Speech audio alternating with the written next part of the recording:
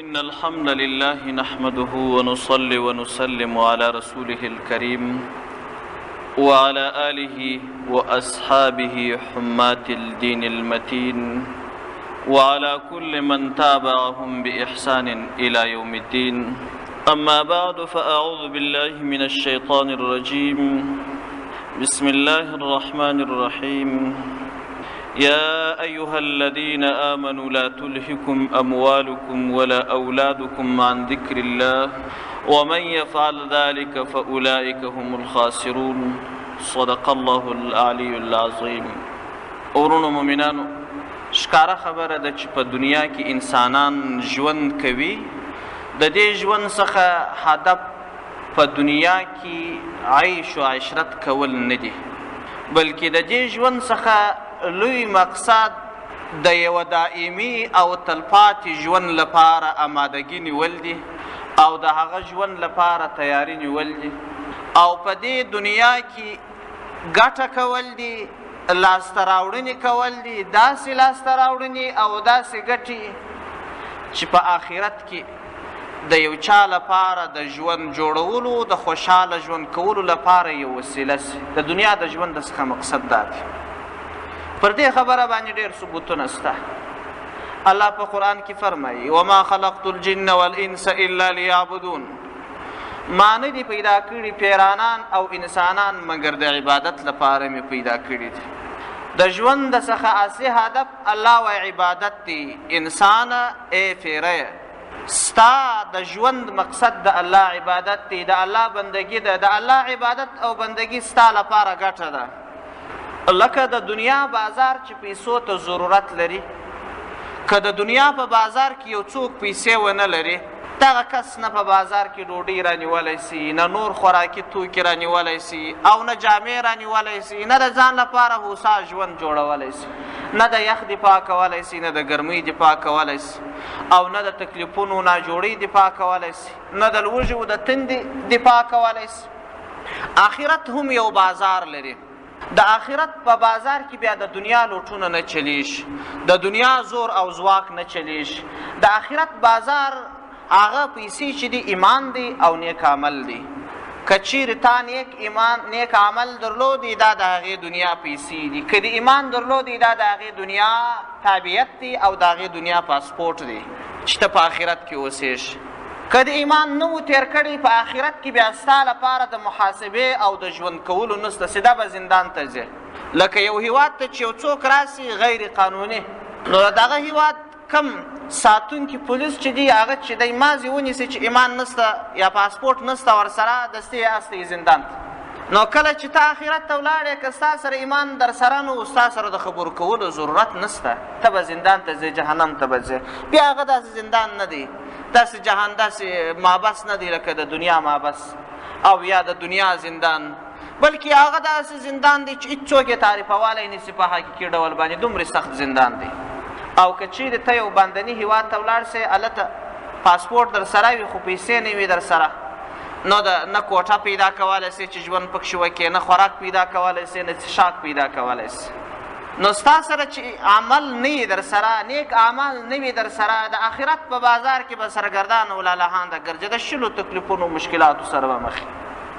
خدا چې د الله عز وجل باچهي، د الله جل جلاله خدایي، د الله رحم، د الله قدرت داسې نه دی لکه د انسانانو ده. نو الله جل جلاله د دې سفر لپاره په دې دنیا کې انسانانو ته مختلف انعامات ورکړي دي، مختلف امتیازات ورکړي دي چې د هغو امتیازاتو او د هغو انعاماتو په وجه باندې دی کولی سي چې دا سفر په ښه کامیابۍ سره ترسره کړي. الله پاک د هغه شیانو څخه منع فرمایلی ده چې هغه دوی ته د آخرت په سفر کې تاوان وي. الله پاک په قرآن کې فرمایي: ویا ایها الذین آمنوا لا تلهکم اموالکم ولا اولادکم عن ذکر الله. و ای انسانانو، ستاسو په دنیا کې ژوند، ستاسو په دنیا کې اوسېدل د دې اعظمي مقصود عبادت دی. نو دا چې تاسو مقصود مو عبادت دی، نو تاسو دې ستاسو مالونه، ستاسو اولادونه د الله د ذکر او د الله د عبادت منع نه کړي. یعنې داسې شغل د مال مه کوئ، داسې شغل د اولاد مه کوئ چې ستاسو څخه اعظمي مقصد پاتې وي، هغه اصلي هدف در څخه پاتې وي، بلکې په نورو شیانو باندې اخته یاست. دا خو د الله رحم دی چې داسې شیان انسانانو ته ښوولي دي چې بیا دته تاوان وي، او داسې لارې چارې انسانانو ته ښوولي دي چې په آخرت کې بیا د ده لپاره ګټه وي. دا خو عمومي شیان دي. بل د الله عز وجل لوی رحم دا دی چې په دنیا کې انسانانو ته ځینې داسې خاص شیان وله ورکړي دي چې هغه په یو ډېر لږ عمل سره یو انسان ډېر غټ نعمتونه لاسته راوړلی سي، ډېرې لویې ګټې لاسته راوړلی سي. په دنیا کې الله جل جلاله ډېر کوچني عبادتونه پیدا کړي دي، مګر الله په عوض کې ډېر لوی نعمتونه وله ورکوي. دا په دې وجه باندې چې د الله خدایي داسې نه ده لکه د دنیا د باچهانو خدایي، د دنیا د باچهانو میړانه. د دنیا د باچهانو هغې ته خدایي ویل کېدای نه سي، فکر اعلان نه سي کېدلی، او فکر یې هم سراسر جهالت دی. که دعوه کړې وي په باطله به یې کړې وي. یعنې داسې نه دي پېښ سوي چې یو باچا دی یو ادنا بزګر ته، یو ازنا خادم ته د یو لږ کار په بدل کې خپله باچهي وله ورکړي، د خپل ملک باچهي وله ورکړي. مګر الله جل جلاله داسې کړي دي، یو چا چې مازه ایمان تېر کړی دی او نیک عملونه یې جزي کړي دي، الله دومرې باچهي وله ورکړې ده لکه دا دنیا 3 واره یا 80 واره، دونه باچهي یې وله ورکړې ده. اوس نو د سړي سره فکر پیدا سي چې دا الله عز وجل دومرې دنیا وله ورکوي لکه دا دنیا 3 واره یا دا دنیا 80 واره یا څونه چې دی واړي، دا ساحه به نو چیري، دا مځکه به چیري، دا دومرې انسانان هر یوه ته چې دومرې مځکې وله ورکوي، نو دا به څنګه په دې عالم کې ځای سي. مولانا شیر علي شاه صاحب مد الله ظلالهم یو وخت وفرمایل، وایي ما ته یو 2 یهودیان راغله، یهودیانو راته وویل چې علمای کرامو تاسو وایاست چې الله پاک په آخرت کې یو ادنا جنتي ته، یو کمزوري جنتي ته دومرې نعمتونه وله ورکوي لکه دا دنیا 3 واره. نو موږ خو سیاراتو ته تللي یو، موږ خو فضا ته ختلي یو، دا درست کهکشان مو کتلی دی، نو هر انسان ته چې دومرې ساحه وله ورکول کېږي دونه ځای خو نشته په دې عالم کې چې دا په میلیاردونو انسانانو ته هر یوه ته د دومرې نعمتونه وله ورکول سي. دا کله امکان لري؟ دا خو عقل نه اخلي. نو تاسو داسې هدایات خلکو ته فرمایاست چې د خلکو عقل خو یې واخلي. دا څنګه زه ومنم چې دا دومرې میلیاردونو انسانان چې اوس ته یا په میلیاردونو تېر سوي دي، هر یوه ته دي الله دومرې نعمتونه او دومرې جنتونه وله ورکړي؟ دا کله عقل اخلي؟ مولانا صاحب مد الله ظلالهم وایي ما په جواب کې یو مثال ورته ووایه. دوی ته مې وویل چې ستاسو د جواب په اړه به زه یو مثال درته ووایم، نو ستاسو جواب په کېدلی سي. هغه مثال دا دی، وایي یو وخت یو کس 2 مایان په دریاب کې ټینګ کړل، هغه مایان یې راواخیستل، په کور کې یو حوض و، په دې حوض کې یې واچول. کله چې په حوض کې واچول دا مایان ډېر نفستنګي وه، ډېر جیغ وه، ډېر طبیعت خراب و چې موږ د یو ډېر پراخ دریاب څخه راویستل سولو، یو ډېر تنګ او ډېر محدود ځای ته راوستل سو. نو په دغه حوض کې یوه چونګوښه اوسېدل، هغه ورته راغله، پوښتنه یې باندې وکړله، ول تاسو ولې داسې جیغ یاست، تاسو ولې داسې خفا یاست، دا خو ښه ځای دی، ښه پاکې اوبه دي، ښه مستریح ځای دی، تاسو باید خوابدي نه سئ. مایانو په جواب کې ورته وویل چې موږ د دومرې پراخ ځای څخه راغلي یو او داسې تنګ ځای ته، نو خود به دې غېږ. هغه چونګوښې داسې یو کوچني لیکه راکش کړل، ول هغه ځای به دغه نه پراخ و لکه دغه لیکه؟ دوی ورته ویل یا چیرې دونه کوچنی و، هغه ډېر غټ. هغه چونګوښې تر هغه یو نوکې غټه دایره راکش کړله، ول دغه نه ځای به و؟ مایانو ورته ویل یا څه وایه، هغه ډېر غټ و تر دې ځای. بیا یې تر هغه هم غټه دایره راکش کړه، ول دغه نه ځای خو به نه و؟ مایانو ورته ویل یا دا خو بیخي عقل نه اخلي، هغه ډېر غټ دی تر دې ځای. چنګوښ ته درد ورلی، باره یې د حوض د یوه دیواله څخه وزغسل تر بل دیواله پورې، ول دونه به نه و؟ مایانو ورته وویله چې هغه تر دې هم غټ دی. چنګوښې ورته وویل چې دا نو عقل نه مني، دا نو تاسو درواغ وایاست، خو چې زما سترګې سپخېدلې دي، د هغه مځکه ده، د هغه حوض دی، هغه یې سر دی، هغه یې پای دی، په دنیا کې نو بل شی شته، خو چې زه پیدا سوی یم دلې اوسېږم، د هغه دنیا ده، د هغه نظام دی، بل خو نشته. نو مولانا صاحب دوی ته وفرمایل، ول تاسو داسې مثال لرئ لکه چونګښه چې په دې دنیا کې اوسېږي په یو کوچني حوض کې.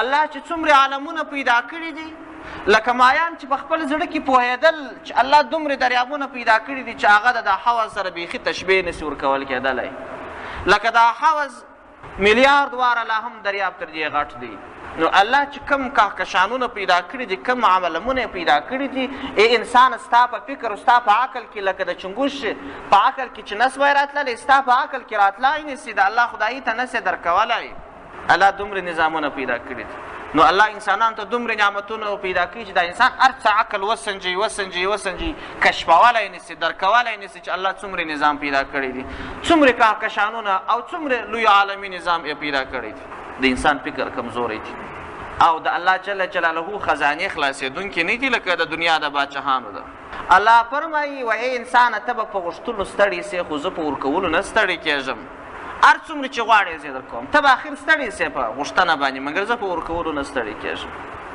او د الله خزانې دومرې ډېرې دي مولانا صاحب فرمایي وایي د الله د خزانو مثال داسې دی بها نه میدهد به بهانه میدهد موت یې نه ورکړي مګر په مازې بهانه یې وله ورکړي چې یوه لږه بهانه جوړه کړي نو د دې لپاره الله پاک په دنیا کې انسانانو ته ډول ډول امتیازات ورکړي دي یو امتیاز یې دا دی چې الحمدلله موږ او تاسو په یوه نیکه میاشت کې قرار لرو دا یوه ډېره مبارکه میاشت په دې مبارکه میاشت کې داسې امتیازات الله عز وجل و خپلو بندګانو ته وله ورکوي چې د انسان عقل یې نه مني لکه یهودیانو چې ویله چې دا نو کله عقل اخلي دغه امتیازات څو حدیثونه زه بیانوم تاسو یې په زړه کې ملاحظه کړئ نو شیطان به داسې سوال درته پیدا کړي لکه یهودیانو ته چې پیدا کړی وي جواب د مولانا صاحب جواب په ذهن کې شیطان ته ورکړي رسول اکرم صلی الله علیه وسلم فرمای من صام اول خمیس من رجب کان حقا علی الله ان يدخله الجنه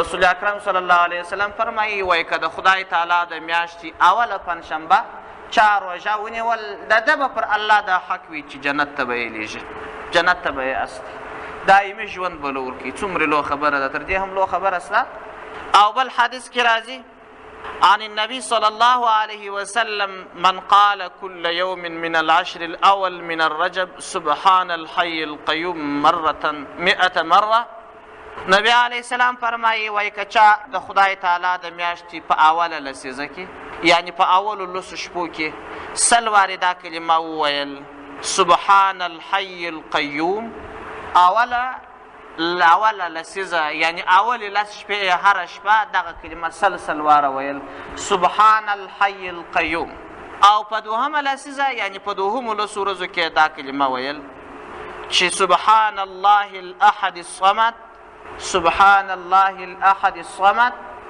او په درېیمه لسیزه یعنی په اخرو لسو شپو کې د خدای تعالی د میاشتې دا کلمه ویل سبحان الله الرؤوف الله عز وجل به دومره ثوابونه وله ورکړي چې هېڅوک د هغه توصیف نسي کولی داسې ثوابونه به وي لم يصف الواصفون ما يعطي من الثواب داسې ثوابونه به الله وله ورکړي چې په دنیا کې کم کسان چې د صفتونو بیان کولی سي هغه به د دې توانایي نه لري چې دا بیان کړي نو څونه صفات به خو یوازې په یوه کلم باندې دا شی لیکل کېږي داسې نعمتونه لکه د دنیا ټوله نعمتونه دا په یوه کلم لیکل کېږي او هغه به دومره ډېر وي چې څوک یې تعریفولی نسي دومره نعمتونه به الله اکبر وله ورکړي په بل حدیث کې راځي الا ان رجب شهر الله وشعبان شهري ورمضان شهر امتي فمن صام يوما من رجب إيمانا واحتسابا استوجب رضوان الله الأكبر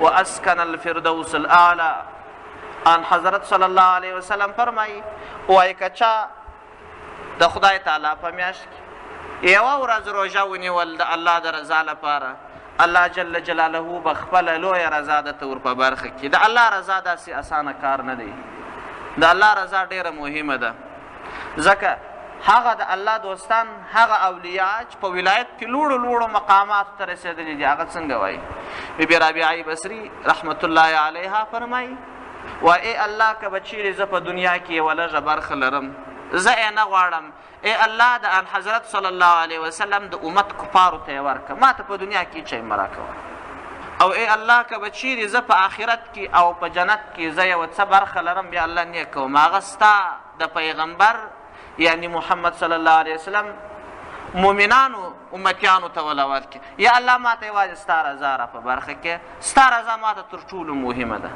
دا چې د الله د اولیاو څخه دومره لوړ شخصیت د الله د رضا غوښتنه کوي، نو دا معلومه ده چې د دنیا تر ټولو نعمتونو، د جنت تر ټولو نعمتونو د الله رضا بهتره ده. مګر دلته که څوک یوه ورځ روژه ونیسي د الله رضا ور په برخه کېږي، څومره لوړه خبره ده. او بیا ان حضرت صلی الله علیه وسلم فرمایي واسکن الفردوس الاعلی، او الله جل جلاله به د فردوس اعلی، فردوس د اتو جنتونو څخه یو جنت دی، په فردوس جنت کې به د اوسېدلو ځای وله ورکړي. فردوس هغه جنت دی چې د اتو جنتو کې تر ټولو بهترین جنت دی. ځکه ان حضرت صلی الله علیه وسلم فرمایي وایي تاسو که چیرې خواست کاوه، غوښتنه مو کول، د جنت فردوس غوښتنه کوئ. او بل حدیث کې راځي ومن صام منه یومین فله من الاجر ضعفان كل ضعف مثل جبال دنیا. که چیرې چا په دې میاشت کې د خدای تعالی په میاشت کې د یوې ورځې روژه ونیول، الله جل جلاله به څو چنده ثوابونه وله ورکړي، او هر چند ثواب به یې دومره وي لکه د دنیا غرونه. او ومن صام 3 ایام جعل الله بینه وبین النار خندقا طوله مسیرة سنه. که چا په دې میاشت کې 3 روژې ونیول، الله جل جلاله به د ده او د دوزخ ترمنځ یو خندق جوړ کړي د قیامت په ورځ باندې، او هغه خندق به دومرې فاصله وي چې د یوه کال مزل به وي. مطلب دا چې د ده بیا دوزخ ته تلل ممکن نه دي، حتما بیا د الله د دوزخ څخه خلاص کړي. وګورئ لکه مخکې چې ما مثالونه وویل، دا څومره کوچني کوچني اعمال دي، الله جل جلاله دومره لوی لوی نعمتونه وله ورکوي.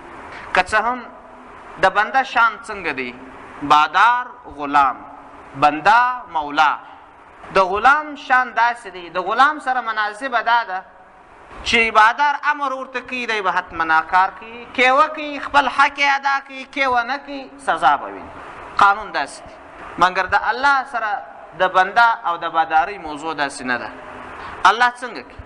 الله داسې کوي وایي ای بنده که دې چیرې کار وکړي، خپل حق خو دې ادا کوي، مګر زه به نور نعمتونه هم پسې در کوم. هېڅ بادار په دنیا کې داسې نه کوي چې ته زما خدمت کوه، زه به تا ته نعمتونه در کوم. وایي غلام یې خامخا به کوې، دا ستا وظیفه ده، دا ستا مسؤلیت دی. او الله وایي که دې چیرې نافرماني وکړل، که مې خوښه سول بخښه درته کوم، که مې خوښه نه سول بخښه نه درته کوم. دا وګوره دا د الله څومره لوی رحم دی، او د الله څومره لوی امتیاز دی چې خپلو بندګانو ته یې وله ورکړی دی.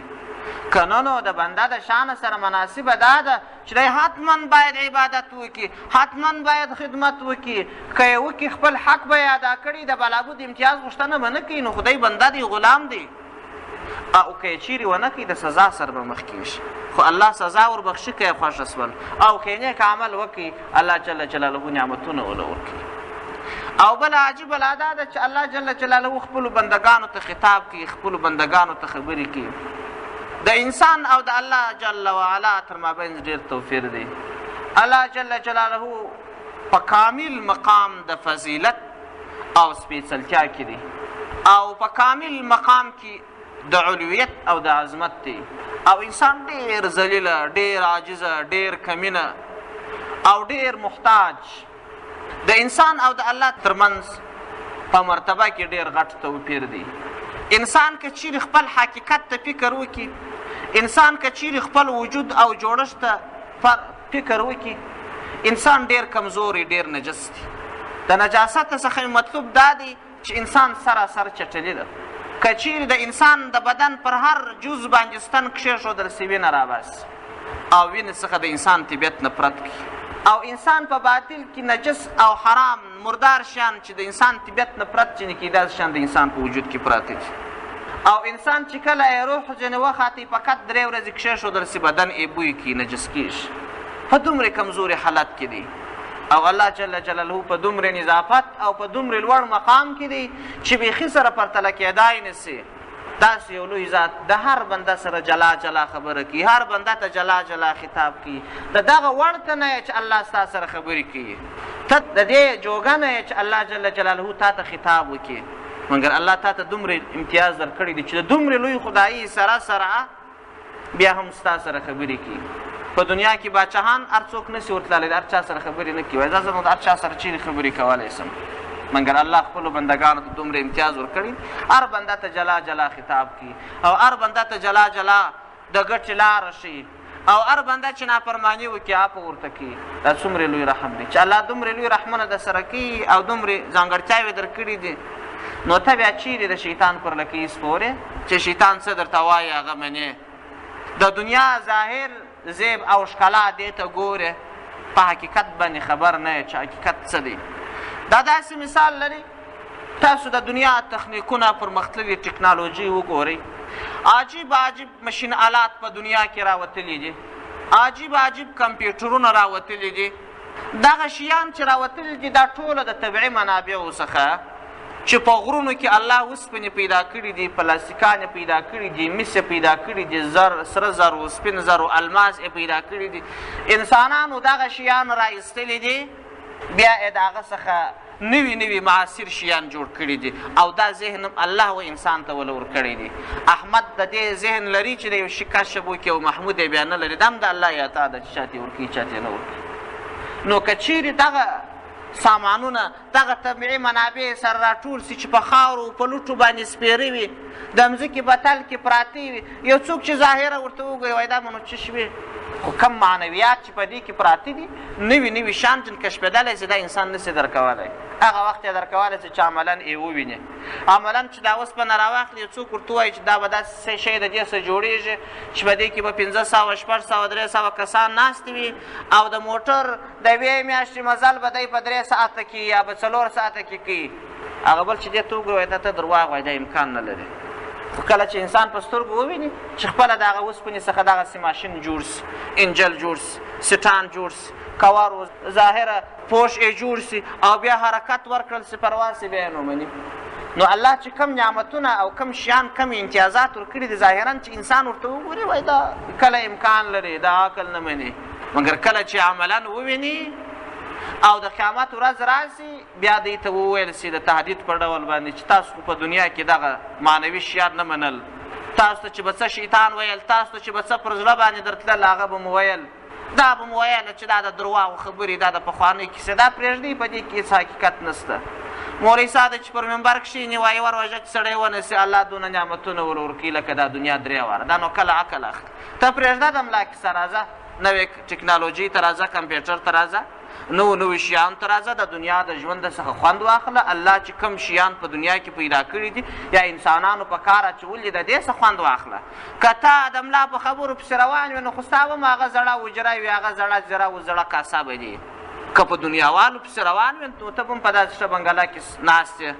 ملا کله اټم جوړ کړی دي، ملا کله تیاره جوړه کړې ده، ملا کله توپک و ماشین و تیاره و موټر جوړ کړی دي. پرېږده د ملا کیسې. دا څوک ورته وایي؟ دا شیطان ورته وایي او دی هم په دې باندې خوشحاله سي. او الله قسم کوي، الله په خپل وحدانیت سره قسم کوي انسانه چې د دې خبرو انتقام به الله ستا څخه اخلي. ځکه چا چې تیاره جوړه کړې ده د هغه پیدا کوونکی هم الله دی، د هغه طبیعي منابعو پیدا کوونکی هم الله دی، د دغه انسان جوړونکی او پیدا کوونکی ژوند ورکوونکی چې دغه په طبیعي منابعو کې نوي نوي کشفیات وکړل د دې مالک هم الله دی. او دا شیان چې پناه کوي دا هم الله دی. خو تاسو په دنیا کې څېړنه نه کوئ. که چیرې تاسو د دنیا په نوو آلاتو کې څېړنه وکړي عاجز به پاته سي، عقل به متحیر پاته سي. د سونامي طوفان چې راغلی 3 لکه انسانان یې ووژل. د اندونیزیا و هندوستان و بل کم ملک و هغه یې تر خپل څپې لاندې راوستی. 3 لکه انسانان پکښې ووژل سول. غټې غټې بنګلې پکښې ولاړلې، مګر محدود 2 دانې مسجدونه پاته سول او په هغو کې هم څو کسانو نجات پیدا کړي وي. دا عقل اخلي.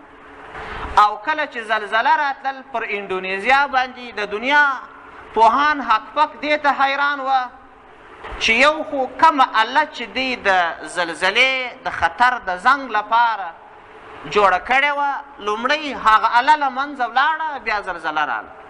دې ته خلک حیران سول. هغه یوه داسې اله ده چې کله زلزله کېږي 2 ساعته وړاندې پیشبیني کوي، حرکت کوي، زنګ وي، د خطر خلک پوه کوي چې زلزله راغله. مګر جالبه دا وه چې دغه زلزله چې راتلل اول وارې دغه الې فعالیت پرېښوی، ماته سول. خلک اریانو په دې پورې چې دا ولې داسې سول. خلک په دغه فکر کې و چې لویه زلزله باندې راله ټوله تباه شول. نو انسانه تا چې دغه الله پیدا کړی ولې پر دا ځای باندې خپل فعالیت پرېښودی؟ دې ته ورته نو په سلهاو مثالونه په دنیا کې سته. د دې ټولو مالک الله دی، د دې ټولو روزونکی الله دی. چاته چې الله ځانت ورکوي هم دی خوښه ده، چاته چې الله د ذهن فکروالی ورکوي دا هم د الله خوښه ده. خو مقصد دا دی چې هغه لنډ امتیازات چې په لنډ وخت کې ډېرې ګټې لاسته راوړل کېږي دا باید انسان ونیسي، پر دې باندې یقین او عقیده ولري، لکه مخکې چې د مولانا شر علي صاحب مد الله ظلاله هم هغه قصه ما تاسو ته بیان کړه. بل حدیث یو دوه درې مختصر حدیثونه لا درته بیانوم. رسول اکرم صلی الله علیه وسلم فرمایي وای اکرموا رجب یکرمکم الله بألف کرامة. وای تاسو د خدای تعالی د میاشتې درنښت وکړي، الله به ستاسو درنښت وکړي په زر درنښت سره د قیامت په ورځ باندې. ومن اغتسل اول رجب واوسطه واخره خرج من ذنوبه كيوم ولدته امه. کچا په اول منځ او آخر کې د خدای تعالی د میاشتې غسل وکړي، الله جل جلاله به د ګناهونو څخه داسې پاک لکه په کومه ورځ چې د مور څخه زیږېدلی و خو د ده پر ذمه هېڅ ګناه نه وه، نو اوس به هم هېڅ ګناه نه وي باندې. بل حدیث کې راځي وعنه صلی الله علیه وسلم من صام یوما من رجب فکأنه صام 40 سنه. که چا یوه ورځ د خدای تعالی د میاشت څخه روژه ونیول ګویا د 40 کاله روژه ونیول. دا د الله جل جلاله انعام دی چې بها نه می دهد به بهانه می دهد، مفت یې نه ورکوي، په یوه لږه بهانه یې ونه ورکوي. د 40 کالو عبادت د یوې ورځې د روژې په بدل کې درکوي. الله قادر نه بولې پر دې باندې چې دا دومره عالمونه پیدا کړي دي، د دې انعامات لا تا ته نسي درکولی، بیخي یې درکولی سي. او عنه ایضا ان فی الجنة قصرا لا يدخله الا صائم الرجب. د حضرت رسول اکرم صلی الله علیه وسلم څخه روایت چې په جنت کې یوه ډېره عجیبه ماڼۍ ده، دې ماڼۍ ته هېڅوک نسي رسېدلی مګر هغه څوک دغه ماڼۍ ترلاسه کولی سي چې د خدای تعالی په میاشت کې یوه ورځ روژه نیولې. او بل حدیث کې راځي وعن ابي درداء رضی الله عنه وعن النبي صلی الله علیه وسلم من صام یوما من رجب فكأنما عبد الله عمره صائما قائما. وای څوک که یوه ورځ د خدای تعالی د میاشت څخه روژه ونیسي دومرې ثواب زیات لري لکه ټول عمر چې د الله عبادت کړی وي او الله ته روژاتي پاته سوی. او بل حدیث کې راځي د ثوبان رضی الله عنه څخه دی ان النبي صلی الله علیه وسلم مر على قبور فبكى فقال يا ثوبان هؤلاء يعذبون في قبورهم. د ثوبان رضی الله عنه څخه روایت دی دی مبارک فرمایي وی رسول اکرم صلی الله علیه وسلم پر څو قبرونو باندې تیر سو او بیا یې وژړل. د ژړا وروسته یې ماته وویل چې ای ثوبانه دغه خلک په قبرونو کې پراته دي او په سخت عذاب باندې اخته دي. نو ما د الله څخه وغوښتل چې ای الله د دې خلکو عذاب سپک که. نو الله د دې عذاب سپک کوي، خو که چیرې دوی په دنیا کې یوه ورځ د خدای تعالی د میاشتې څخه روژه نیولې وای د دې عذاب څخه به خلاص وای. دا څومره لویه خبره ده. نو حدیثونه په دې اړه باندې ډېر شته چې د خدای تعالی د میاشتې د روژو فضیلت یې راخیستې دي، مګر یوه دغه خبره تاسو په ذهن کې ونیسئ څومره لویه خبره ده چې څوک یوه ورځ روژه د خدای تعالی د میاشتې ونیسي الله جل جلاله یې جنت ته داخلوي. تر دغه نو غټه خبره نشته. هر څومره حدیثونه چې یو څوک ووایي چې د یو چا په زړه کې مثقال ذرتین ایمان وي یو حدیث کفایت ورته کوي. د انسان لپاره دا لویه خبره ده چې فقط د آخرت د عذابونو څخه خلاص شي. داسې خلک به ډېر پیدا سي وایي یا لیتنی کنت ترابا، کاش کې زه خاورې وایي، نعمت مې نه غوښتي، ژوند مې نه غوښتي، عیش او عشرت مې نه غوښتي، کاش کې زه دا خاورې وایي. نو دا چې تا د الله د عذاب خلاص کړي دا څومره لویه خبره ده، او دا چې تا الله جنت ته مازې داخل کړي دا څومره لویه خبره ده. نو دا د یوې ورځې د روژې فضیلت دی. او یوه ورځ روژه هیڅ مشکل او هیڅ ګران کار نه دی. نو الله دې موږ او تاسو ته توفیق را نصیب کړي چې د دغه امتیازاتو څخه چې الله په دنیا کې راکړي د دې څخه برخه واخلو، د دې څخه ګټه پورته کړو. هېڅوک د دې تضمین نسي ورکولی چې بله د خدای تعالی میاشت به زه ژوندی یم، اوس ناژوندي یو راسي یو څه ګټه پورته کړو. وما علینا الا البلاغ المبین.